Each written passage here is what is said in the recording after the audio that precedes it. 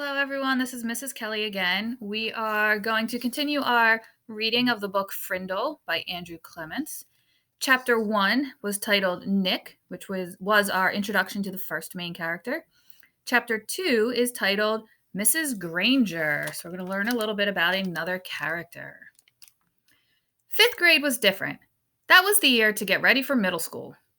Fifth grade meant passing classes. It meant no morning recess. It meant real letter grades on your report cards. But most of all, it meant Mrs. Granger. There were about 150 kids in fifth grade, and there were 7 fifth grade teachers.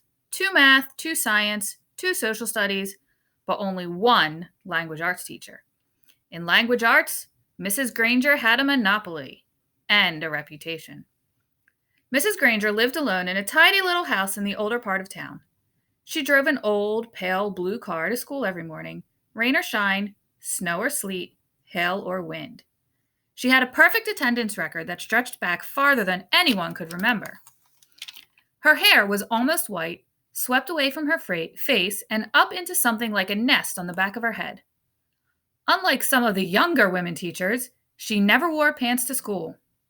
She had 2 skirt and jacket outfits, her gray uniform and her blue uniform, which she always wore over a white shirt with a little cameo pin at the neck.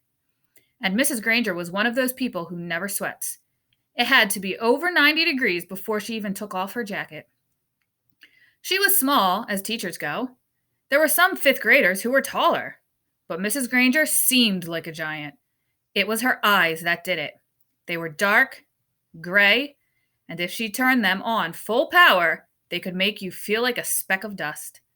Her eyes could twinkle and laugh too, and kids said she could crack really funny jokes. But it wasn't the jokes that made her famous.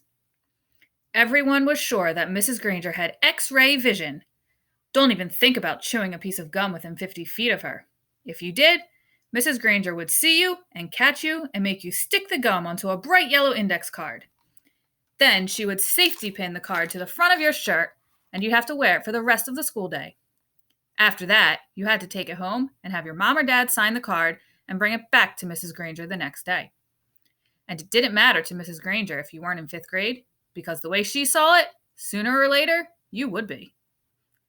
All the kids at Lincoln Elementary School knew that at the end of the line, 5th grade, Mrs. Granger would be the one grading their spelling tests and their reading tests, and worst of all, their vocabulary tests, week after week, month after month.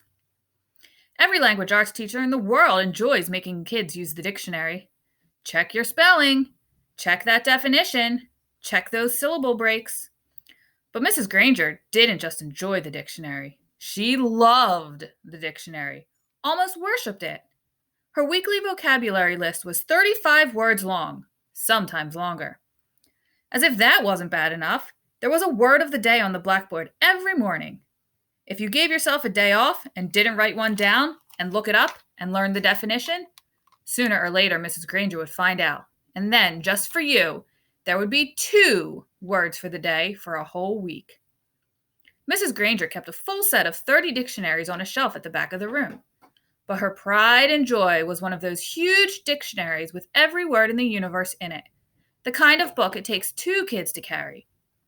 It sat on its own little table at the front of her classroom, sort of like the altar at the front of a church. Every graduate of Lincoln Elementary School for the past 35 years could remember standing at that table listening to Mrs. Granger's battle cry. Look it up! That's why we have the dictionary. Even before the school year started, when it was still the summer before 5th grade for Nick and his friends, Mrs. Granger was already busy. Every parent of every new 5th grader got a letter from her. Nick's mom read part of it out loud during dinner one night in August. Every home is expected to have a good dictionary in it so that each student can do his or her homework properly. Good spelling and good grammar and good word skills are essential for every student. Clear thinking requires a command of the English language, and 5th grade is the ideal time for every girl and boy to acquire an expanded vocabulary. And then there was a list of the dictionaries that Mrs. Granger thought would be acceptable for home study. Mrs. Allen said, "It's so nice to have a teacher who takes her work this seriously." Nick groaned and tried to enjoy the rest of his hamburger, But even watermelon for dessert didn't cheer him up much. Nick had no particular use for the dictionary.